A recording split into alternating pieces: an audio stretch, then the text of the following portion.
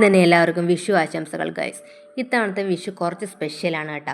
കാര്യം എന്തെന്ന് വെച്ചാൽ ഞാൻ ഇന്നലെ പറഞ്ഞില്ലേ, എനിക്ക് പ്രത്യേകിച്ച് വിഷു ഓർമ്മകളൊന്നുമില്ലെന്ന്. പക്ഷെ തിങ്കളിൽ അങ്ങനെ ആവാതിരിക്കാൻ വേണ്ടിയിട്ട് തന്നെ ഇന്നൊരു കുഞ്ഞു സദ്യ ഒരുക്കാമെന്ന് വിചാരിച്ചിട്ടുണ്ടായിരുന്നു. പക്ഷേ എനിക്ക് ആകെയുള്ളൊരു ചെറിയ വിഷമമെന്ന് പറഞ്ഞാൽ എല്ലാ വിഷുവിനും ഞാൻ അമ്പലത്തിൽ പോകുമായിരുന്നു, കൃഷ്ണക്ഷേത്രത്തിൽ പോകുമായിരുന്നു. പക്ഷേ ഇത്തവണത്തെ വിഷുവിന് പോകാൻ പറ്റിയില്ല. വിഷുവിന് നമ്മൾ വയ്ക്കുന്ന എല്ലാം, കണി വയ്ക്കുന്ന എല്ലാം നമ്മളെടുത്ത് കറി വയ്ക്കുമല്ലോ. അപ്പോൾ ഇന്ന് അതിൽ തോരനായിട്ട് വയ്ക്കുന്ന ഇടിച്ചക്ക തോരനാണ് കേട്ടോ. ഇവിടെ ആദ്യമായിട്ടാണ് ഇടിച്ചക്ക തോരൻ വയ്ക്കുന്നത്. പിന്നെ അവിയലുണ്ടായിരുന്നു, പരിപ്പുണ്ടായിരുന്നു, പപ്പടം, സാമ്പാർ, പിന്നെ മാങ്ങാച്ചാർ, നാരങ്ങക്കറി ഒഴിച്ച് ബാക്കിയുള്ള എല്ലാ കറികളും ഉണ്ടായിരുന്നു കേട്ടോ. മാങ്ങ കിട്ടിയില്ല ഗൈസ്. പിന്നെ ഞാൻ വീട്ടിൽ പോയിട്ട് വന്നിട്ട് മാങ്ങ കൊണ്ടുവന്നിട്ടില്ലായിരുന്നു, അതുകൊണ്ട് മാങ്ങാച്ചാറില്ലായിരുന്നു. പിന്നെ എൻ്റെ തിങ്കളുടെ ഫേവറേറ്റ് സേമിയ പായസം ഉണ്ടായിരുന്നു. ഇന്നലത്തെ വീഡിയോ ഞാൻ പറഞ്ഞിട്ടില്ലായിരുന്നു നിങ്ങളോടും, ഞാൻ തിങ്കളുടെ ഒരു പരിപ്പും പപ്പടവും പായസവും വെച്ച് സദ്യ ഒരുക്കുന്നു. പക്ഷേ അതായിരുന്നു പ്ലാൻ. പക്ഷെ രാവിലെ എണീറ്റപ്പോൾ തിങ്കൾ പറഞ്ഞു, അമ്മ എനിക്ക് സദ്യ വേണമെന്ന്.